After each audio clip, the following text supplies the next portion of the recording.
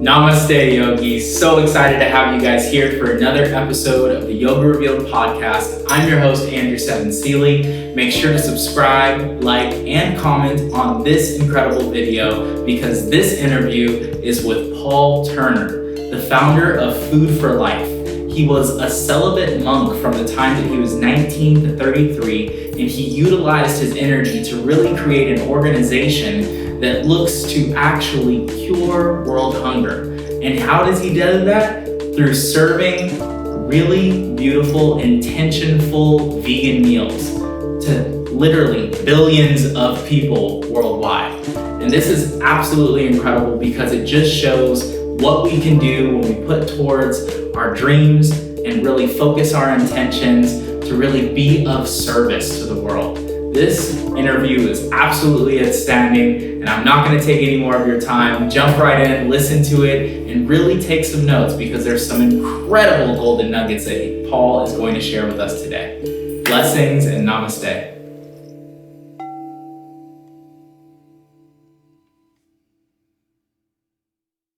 Blessings and namaste. So excited to have you here today, Paul. I am absolutely inspired by what you've done in the philanthropic sector and what you've done in the food and yoga union, bringing together this deep understanding that our type of eating, what we put inside of our bodies, is so vital to how we're able to produce the best energy in all that we do. So it's a blessing to have you here, Paul. I want to start out just with a little bit of who you are and what your background is, because I know that you were a monk for quite some time, and then you transitioned from this monkhood to creating an absolutely incredible nonprofit, and you're doing so much right now. So I just want to introduce you to the Yoga Revealed podcast and let you speak your truth. Thank you, Andrew. It's a real pleasure to have the opportunity. Namaste to you too. And in fact, a lot of people don't realize what namaste means, but essentially it's a confirmation or an indication that you recognize the spirit within. So in other words, you're not looking at a body, you see that there's a soul animating that body and you're paying respects to the soul within. In case someone didn't know that. That's the key, man. Yeah, exactly. So my background is, well, I was a regular boy growing up in the western suburbs of Sydney. I'm from Australia. My accent, I've actually visited 70 countries. So I grew up in the western suburbs of Sydney in a housing commission home. We weren't a very wealthy family at all, very average family, not really, didn't have much, but we had enough, we were happy. And I used to play football and chase girls and ride skateboards, just a regular kid. But at the age of 15, I was always a bit of a philosopher. And at the age of 15, I became an amateur astronomer, which is quite unusual back then, considering the environment I grew up in, where there was just like drugs and sex and rock and roll and just craziness. For me to become an astronomer, to look at the night sky, and my best friend and I would sit up all night just studying the stars and reading astronomical journals and so on. So, and sometimes looking for aliens and UFOs, and we were just fascinated by the universe. So that, just regular kids, but that just piqued our interest. So we spent quite a few years doing that. And that planted a seed of inquiry. We began asking questions about what is the meaning of life? What's out there? Who created this amazing universe? And those answers were not provided to us immediately.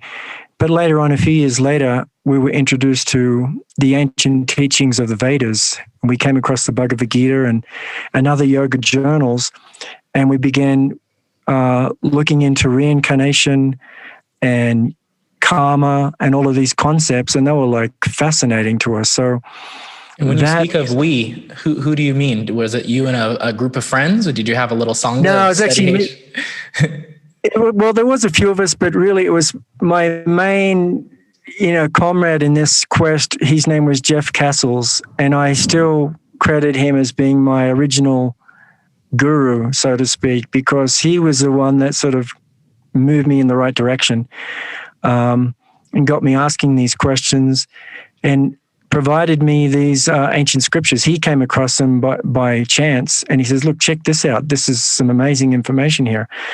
So, yeah, Jeff is still an old friend. He lives in Australia. Great, very, very smart, intelligent man. So we began looking into that.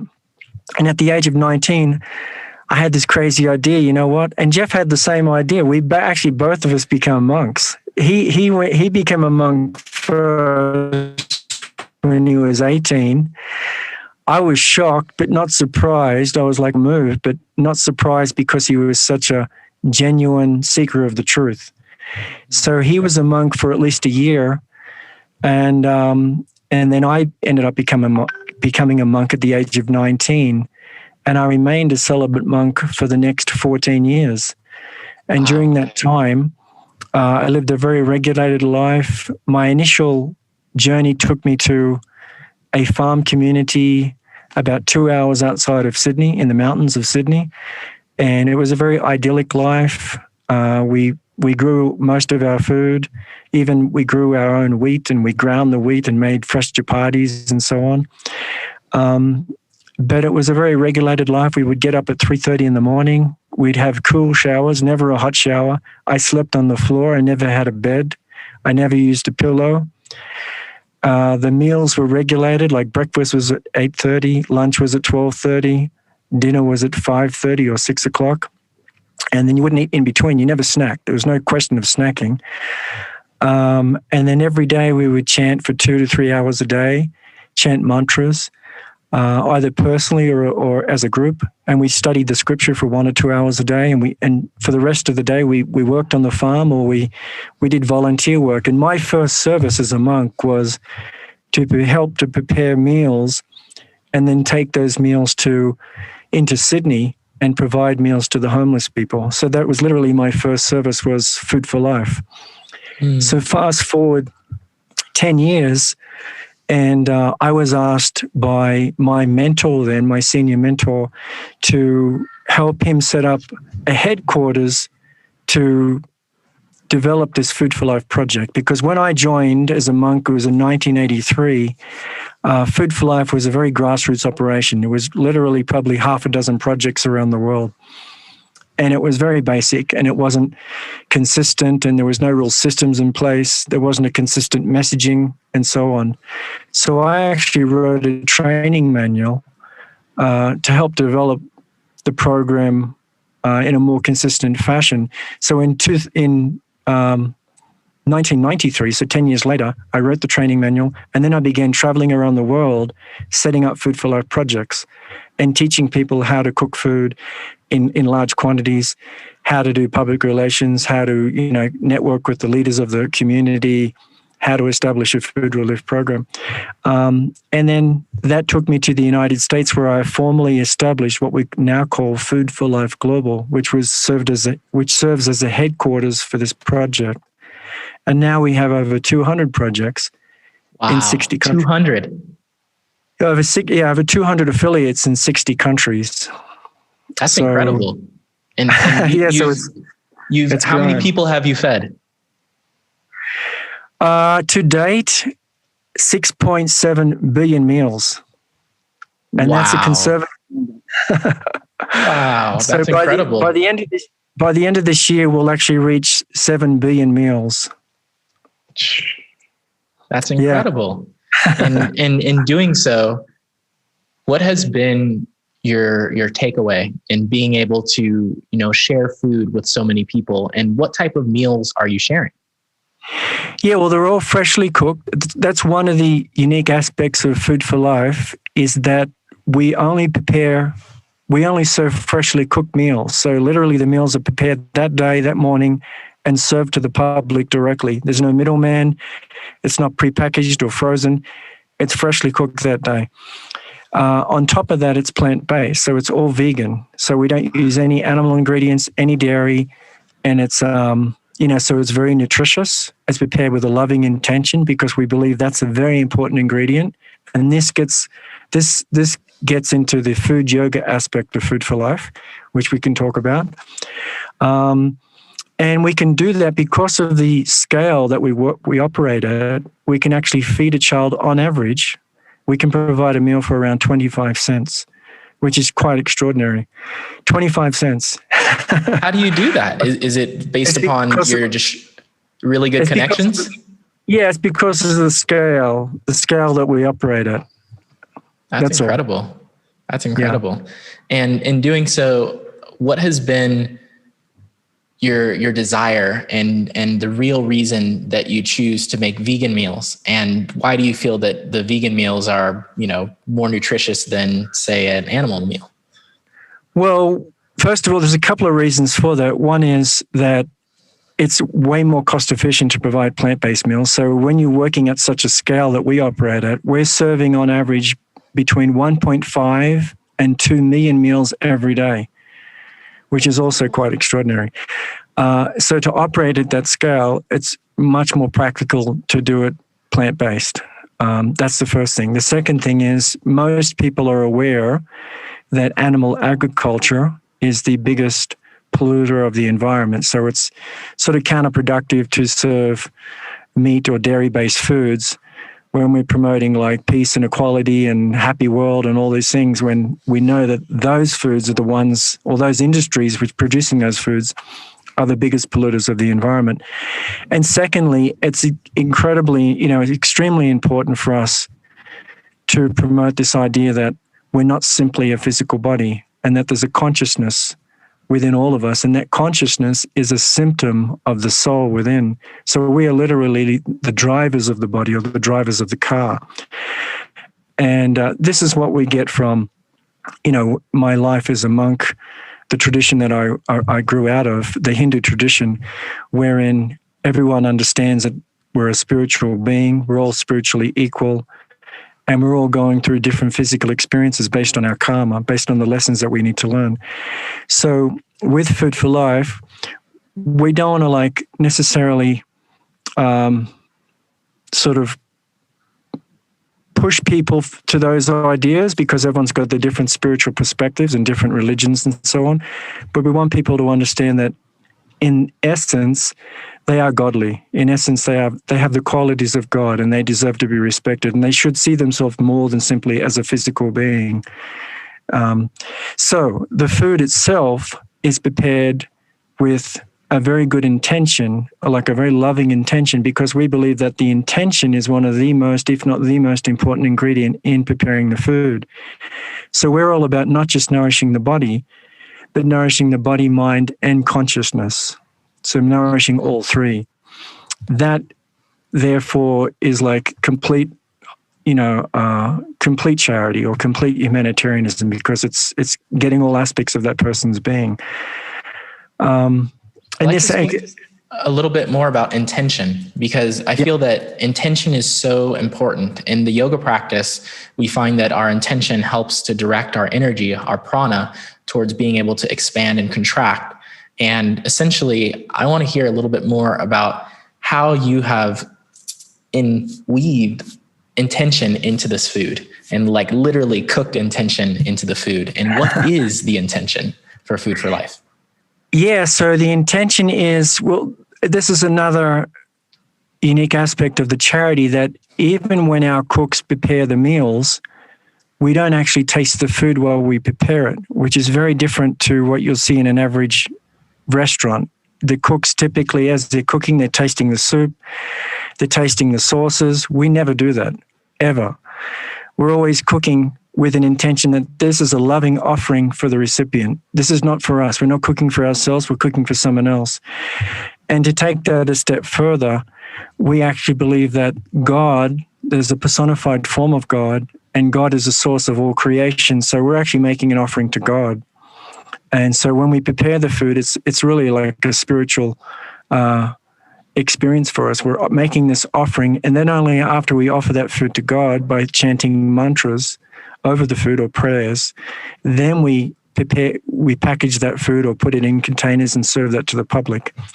So it's a very high vibration food. There's a good intention put into it. And essentially that intention is a very selfless, loving intention where we want to make sure that that person has the ultimate experience, the ultimate nutrition of mind, body, soul. Is there any scientific proof of intention being something that benefits, say, food or benefits, the everyday life? What is intention scientifically, and how can we actually measure that? Good question. And, for most people, they think, well, this is sort of getting into the area of woo-woo. It's not really based in science, right? But actually it is, because there are literally thousands of scientists today that are studying the effects of intention on physical reality. There's one author, her name is Lynn McTaggart, and your listeners can research her, Lynn McTaggart, so I think she's Scottish. And she wrote a couple of books which are award winners, bestsellers. One is called The Field, and the other is called The Intention Experiment. And she documents the historical, record of literally thousands of scientists around the world and their research into intention and the impact of intention on physical reality.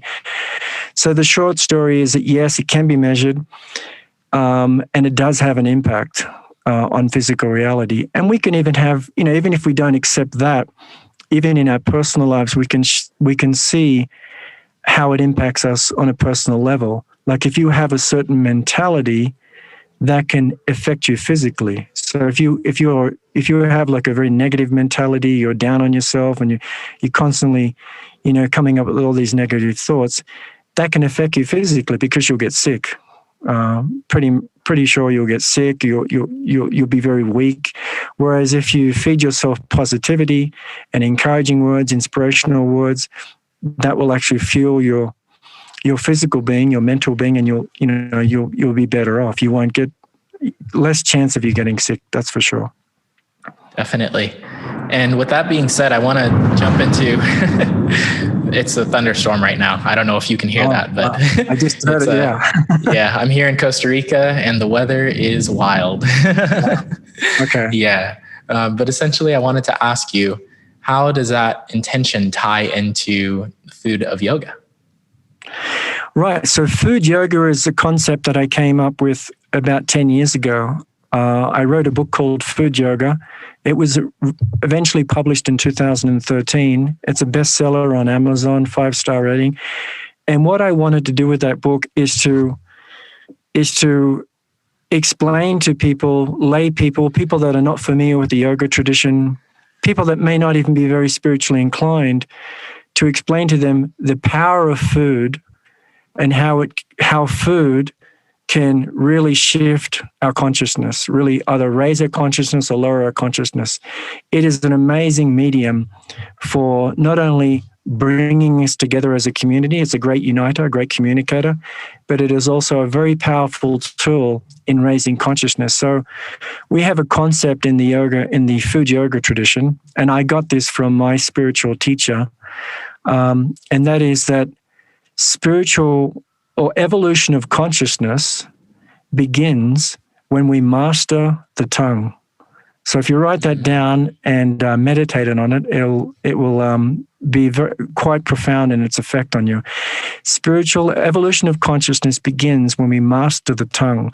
So the idea is that the tongue has two functions, tasting and vibrating. So what you speak and what you put in your mouth has a powerful impact on how you perceive the world, your consciousness. You can understand someone's level of consciousness or awareness by what they speak and by the food they eat. It's a very simple way to judge, to sort of analyze where someone's at mentally, physically. So when you master the tongue, it means that you're very careful about the power of words, that you speak words which are truthful, which are uplifting, which are encouraging, which lead to positivity. And when you eat, you always eat only foods which are pure, free of violence. They're clean. they're in a natural state, and all of these things will tend to have a very positive physical impact on your body. I wanted to speak on what it means to have pure food. And is this like the Ayurvedic approach, no garlic, no onions? And is this something that you feel is really a powerful means of mastering the tongue? And like, what are some of the key tips that you can give our listeners in really choosing pure food? Right. Well, the first thing to understand is that when we talk about purity, we talk about something which is clean of any negativity. So that would include physical and subtle, like tangible things like violence, which would be meat products which are coming from the killing of an animal. So in other words, animals' lives that are sacrificed for our tongue, that's obviously, sure, you'll get your protein and your vitamins, but there is a negative aspect to that type of food because high cholesterol, all of these things, if you eat too much meat and dairy, it's well documented that these things have a very negative impact on the long term on your health. But the subtle aspect is often overlooked, and that is that the animal that has suffered has, there's suffering, there's violence, there's sadness, there's all these emotional energies which also in the food itself. So that will affect your mind. So pure food is food which has the least amount of violence. It is the cleanest in its natural state. So obviously we want to try to avoid processed foods, foods that are denatured. So as much as possible, eat foods in their natural state. It doesn't mean you have to eat a raw food diet, and I have done that. For 2 years, from 2008 to 2010, I actually went on a raw food vegan diet at the pinnacle of the raw food movement in New York. I used to live in New York. Were you going to Jiva Mukti? I did all of that, man. I went to all those places. Yeah, it was like a big fad then. But gradually, all of those people, broke away from that because they realized it's not practical. For 99% of the population, a raw food vegan diet just doesn't work. But there are exceptions, like anything. And that's another important point, is that everyone has a unique biological system. So we have to find the diet that suits us. But ideally, we should always move towards a non-violent plant-based diet as a foundation, because that is the food which is more optimal for your health physically, and much better for raising your consciousness, making you more aware, compassionate, positive, and so on. So pure food, when we talk about the charity Food for Life, our mission is to unite the world through pure food. It's food which is free of violence, prepared with a loving intention, prepared in a natural state. That's the type of food we want to serve people. Awesome. That's such a beautiful mission to have, is to unite people through food, pure food. Exactly. Yeah, and that's an interesting thing, and that's what I mention to people a lot. It's not about just feeding bellies. We're very good at that. I mean, we can feed more people for less money than any other charity in the world, and we're good at that, and we've proven it. We have a history. But at the end of the day, our mission is to unite the world, because we believe that the cause of hunger is not lack of food.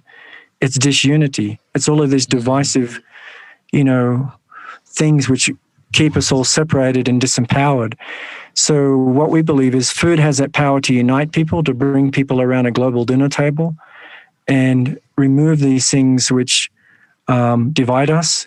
And if we saw each other as brother and sister, like a global family, that would tend to lead to things like hunger disappearing overnight, because hunger just couldn't exist in that environment.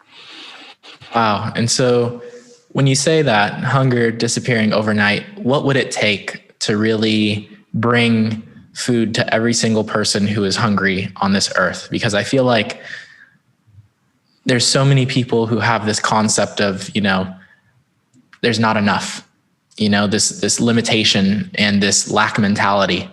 And I feel like right now, more than ever, people are realizing that all it takes is alignment. All it takes is really tapping into the resources, and the fact that you're able to feed people for 25 cents is incredible. But now, how do we bring food to every single person who is hungry? The people in Yemen, the people in Lebanon, the people, who are suffering in the Amazon. It's like this is such a big undertaking. And what do you feel is the next step? Well, obviously, Food for Life Global is one of many organizations sort of setting an example. We're not falling into this illusion thinking that we can solve world hunger by ourselves. It's not possible. You can give us all the money in the world, and we can't feed everyone every day for the rest of eternity. That's not the solution. Certainly, we're setting an example, and we're very good at it. As I mentioned, we're very cost efficient. We can feed more people for less money. But at the end of the day, it's about everyone embracing this concept of food yoga and seeing how important it is for everyone, every individual, to step up and care about their local community, to care about their neighbor, their brothers, and see them as brothers and sisters, and make sure that no one within their vicinity, when their local community goes hungry. If everyone developed that sort of attitude, and we, stop listening to the media and the global elites who try to divide us and put us into categories, you're black, you're white, you're Republican, you're Democrat. All of these things are just nonsense. They're not real. We cannot take these identifications with us when we die. They're all superficial. What we can take with us when we die is our consciousness, our awareness. That's the only thing we can take with us. Everything else we have to let go of. So it's crazy how people just hold on to these identities thinking that they're absolute and it's so important that we hold on to it. And they're falling into the trap of disempowerment. These things do not define us. They're just artificial designations, and it's simply just a tool that the elites, the media, use to divide us, to disempower us. So solving world hunger is not the responsibility of any one organization. It's a responsibility of every single person on the planet to start to see ourselves as a global family. Now, I often bring up this point. If you're an atheist, that's all good. If you don't believe in a divine creator, divine personified energy, divine intelligence, you still have to agree that at a certain point in time, there was an energetic point which from everything came from. In other words, there is one energetic singular event which we can all connect to, which means we're all energetically connected. We have a similar energetic signature running through us. And if you're a theist, as I am, and I believe in a divine creator, based on my research, based on the amazing biodiversity of the world, it doesn't make sense for me that it's just randomly just happened. And it's the same thing. It's still the same scenario. At some point in time, there was an energetic point where everything sprung from and creation all happened. So it doesn't matter what side of the fence you're on, we're all energetically connected. We're all a global family or a universal family. Definitely. And did you just say that you're a theist? Theist, yeah. And can you describe what that is? I believe in God. So you don't believe in God or you believe in God. So I believe in a personified form of God. I believe that God is a personified energy, a personality, a supreme personality. At the same time, God is everywhere and everything. The example I can give you, Andrew, it's a really good one. And it's like the difference between the sunshine and the sun globe. Now, they're simultaneously one and different because you can't have the sunshine without the sun globe, and you can't have a sun globe without sunshine. So when you experience the sunshine in your room right now, I assume you have the window open, the sunlight. If not, yep. Right. So everyone has that. So you'll often say, wow, the sun is in my room. But the sun's not really in your room. It's the sunshine. It's the light of the sun. If the sun globe was in your room, you wouldn't be around to talk about it, right? So in the same way, there is a personified form of God, an energetic source. There's an energetic, and then there's the energy which pervades the entire universe. So both are true. Both are absolute. So there's a philosophy in India. There's one great saint who came up with a way to explain this, and he says that the supreme absolute truth is simultaneously one but different. So it's one. In other words, everything, we're all godly, we're all God, we're all this energy, this divine energy, but at the same time, we're also individual persons. I'm not you, you are not me. We have a relationship, we're friends. And because there's individuality, that enables us to have a relationship. There's this tension. Tension is how everything changes. Tension or talk or, friction is how there's movement in the world. You can't have everything flowing in the same direction. So you're an individual, I'm an individual, and because of that, I have independent choice to choose to be your friend or not. And that's what makes us unique. Wow. With that being said, I feel like I'd really like to learn a little bit more about how you inspire others to take up a pure diet.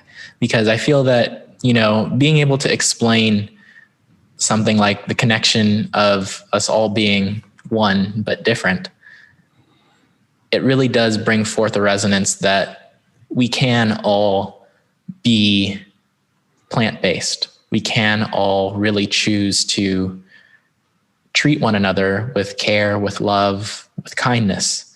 And I feel like that's why I chose a plant-based diet and why I've been, vegan for the last 10 years, simply because I've chosen to be kind and to be loving towards all beings. And how do you inspire this deep sense of inner standing to really explain to the other person who, hasn't even tried? Yeah, well, I think the key to that, Andrew, is that we have to embrace the idea that we're not simply just a physical form. You and I, at one point in time, were an embryo. Then we became little babies and we were born from the womb of our mother. And your mother still remembers you as her baby, right? She remembers holding you in her arm and maybe breastfeeding. So from her point of view, it's like you're her little baby, even though you're a young man now. So right here and now in this particular life, you have experienced reincarnation because your physical form has changed, but you are still the same person, right? So you're reincarnating now. So people that deny reincarnation are not looking at things objectively because we are literally reincarnating right now. Our bodies are changing. I'm now a 56-year-old man. I'm the same person, but my physical body is completely different, right? So I'm a unique individual driving this physical form, experiencing life through this physical form. So that's the fundamental thing. You have to at least get to that point of understanding that you're more than simply a physical form, that you are the soul within, you are the driver. Once you understand that, then you have to project that out and understand that that's the same truth for everybody, for every living thing, every animal, every plant, every ant, every bug. There's a consciousness, there's an awareness, there's a soul within. Now, granted, the consciousness is different, their level of awareness is different, and this is all based on karma. So according to the ancient teachings of the Bhagavad Gita, for example, it explains that at the time of birth, based on someone's karma and their past activity and their desires, they are given a specific form to carry out their next life.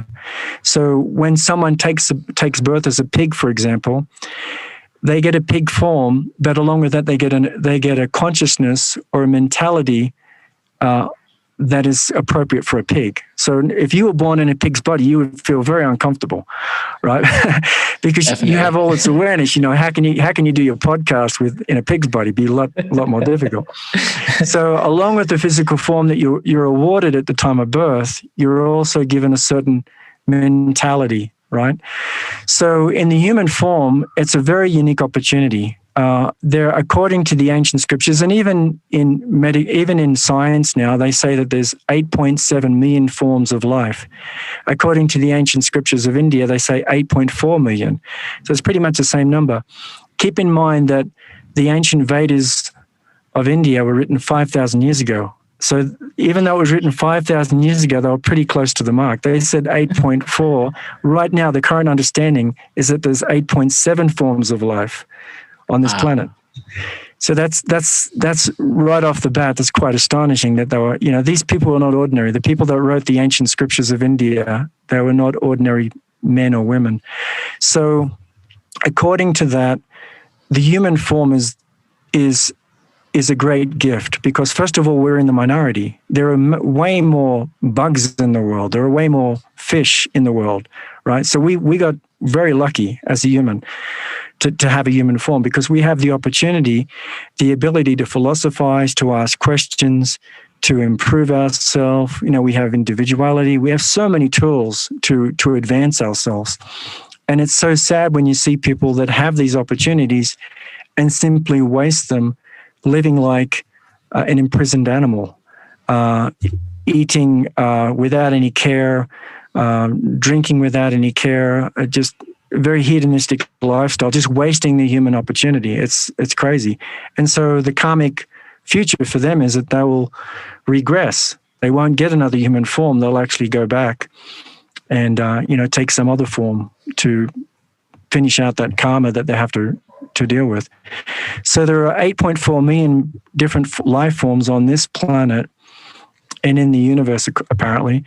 And we're evolving through all of them. According to those same scriptures, it says that we've experienced all of those forms. And it's the human form's like the last stage where this is our chance to get out of this situation, to actually break through the matrix, to get out of the physical domain and go to higher levels of consciousness, to more subtle realms, where we don't have to experience old age, we don't have to experience death and disease and all these things which come with the physical form. Wow, that's such a expansive concept. And I wanted to ask you, you said to basically, move on to this higher level of consciousness. And when you speak of that, what do you feel are the steps to ascending in this life to bring forth the joy and the deep involution of being?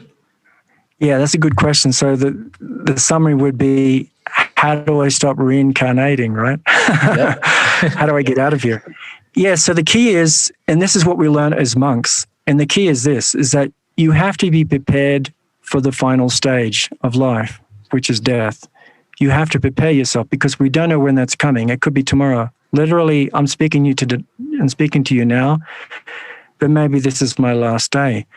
Maybe tomorrow something happens to me, and no one knows for sure when that last moment's going to come. So we have to be prepared at every moment of our life for that last breath. And we have a designated number of breaths we're given as part of our karmic, karmic sort of lesson. At birth, we're giving a certain amount of breaths for this particular life, and that can't be changed. Now, the way we live out our life, we have individuality. We have free choice, but we still have to go through certain experiences, certain lessons. How they play out is unique to you. So, how do you prepare yourself? You have to understand that whatever you think of at the time of death is going to determine your next body. So your level of consciousness, your awareness, if you're thinking, for example, I give you one example. You remember that guy, that comedian Groucho Marx? I've heard of him, but I've never watched any of his stand-up or anything. Yeah, I'm dating myself, but Groucho Marx is from the 1920s, right? Or 1930s. And it was like the Marx Brothers. Mm-hmm. So he had glasses on, and part of the comedy was he was like sort of like a deviant, he's like always chasing women. But in a not so gross that you would see, in today's film, but still he was like a Benny Hill of that time. Benny Hill? Right. Yes, Okay. yes. So at the time of his death, he says, he was asked, what is your dying wish? He says, let me see a naked woman. That was his last wish. He was like an 80-year-old man. He says, let me see a young naked woman. So based on the ancient teachings of the Vedas, it's pretty much assured that he would take birth as a woman in his next life because that was his consciousness. He was thinking of the female form, therefore he's going to become a woman in his next life.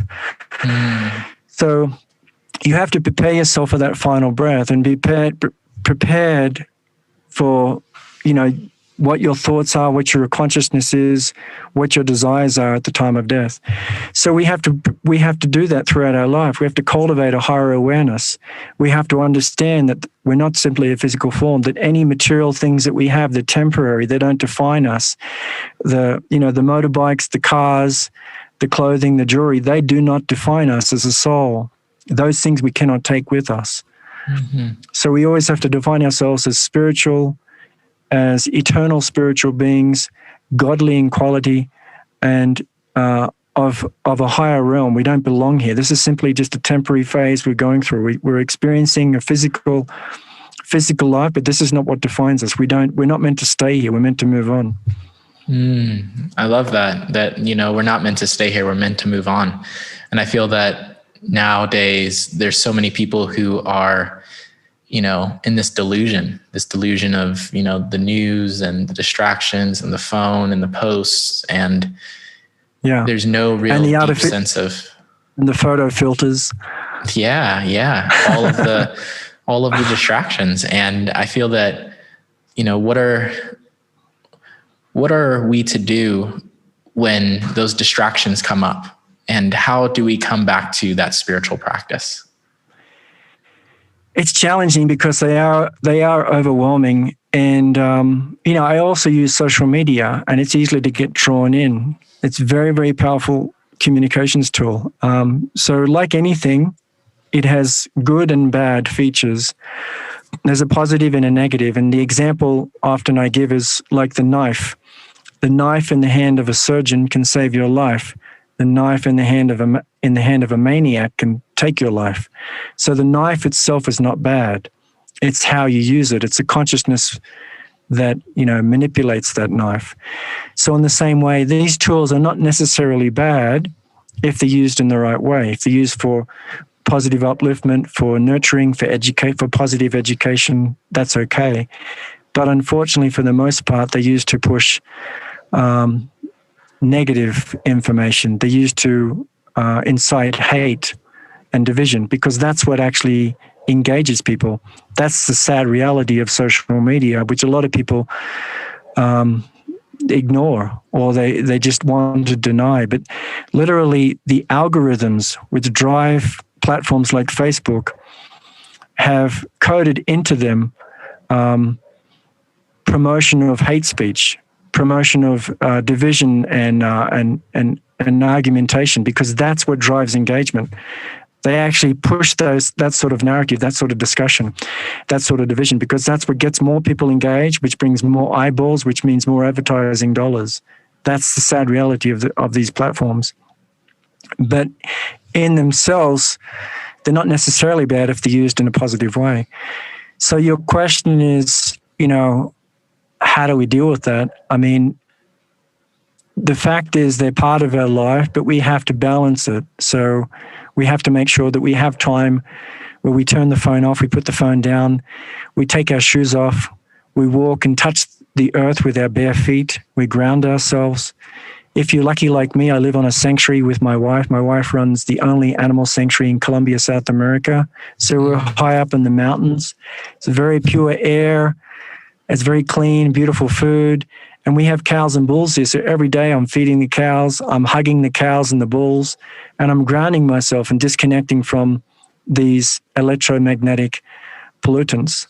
So we have to balance the life always. It's very important. We can't allow these things to control us. That's the key. That's the key. And with that being said, I'd love you to leave our Yoga Revealed listeners with one golden nugget that you've learned within your time being here.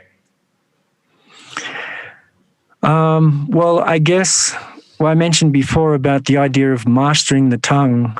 That's something I push a lot, and it's a big part of the Food Yoga book. Essentially, with that book, I was leading people to that message.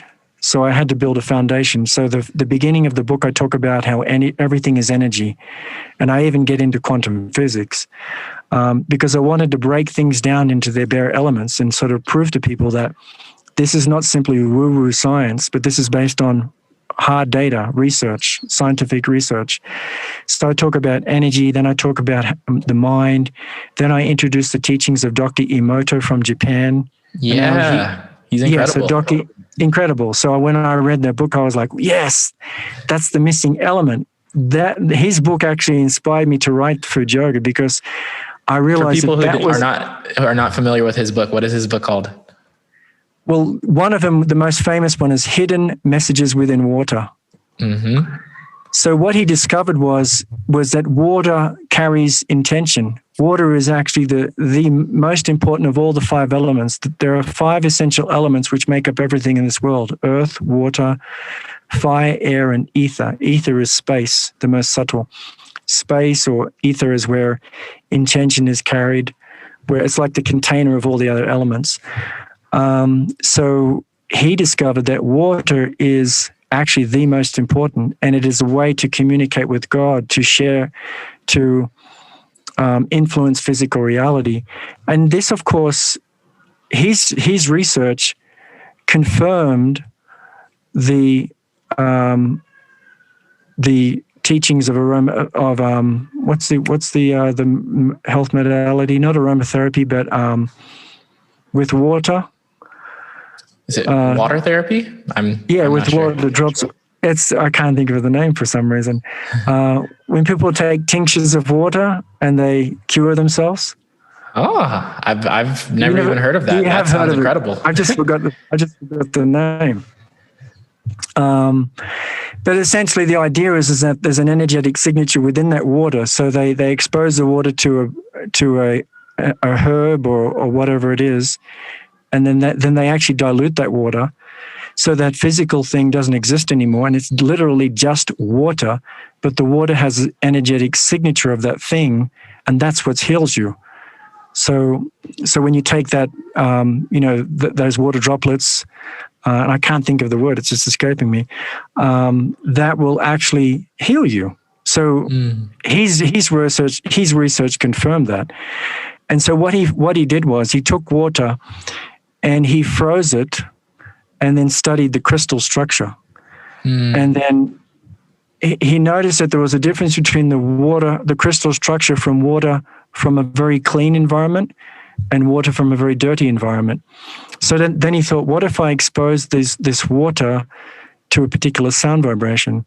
So then he took water from the same source, like 2 glasses of water from the same water source, and then he exposed them to two different sound vibrations. One would be like rock music or punk music, which is very agitating, right?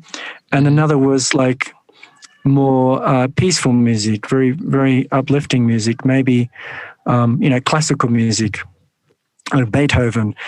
And then he froze the water and then studied the crystals. And he noticed that the water that was exposed to classical music, the crystal structure was perfectly symmetrical. And the water that was exposed to punk rock music or very crazy music was very asymmetrical. It was all shattered. It wasn't symmetrical at all. And he did this in many different experiments. Even one experiment, he exposed water to the sound vibration of love, I love you, or thank you, simple things like that. And another glass of water, he exposed it to like, I hate you, you're horrible, you're ugly.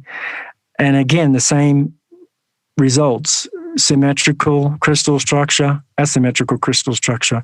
So it's a fascinating read. And that made me realize, my God, this is the missing link. Because in the tradition that I grew up in, the Eastern Hindu tradition of Bhakti Yoga,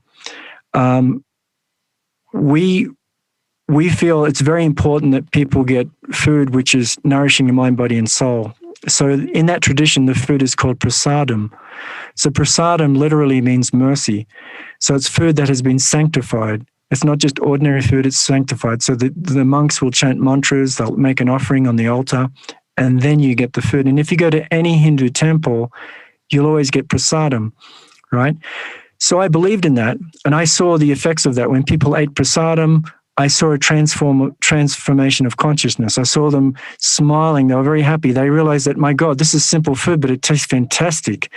It may have been like simple rice and beans, but it was the best rice and beans they'd ever eaten in their entire life. because of the intention that was invested in it.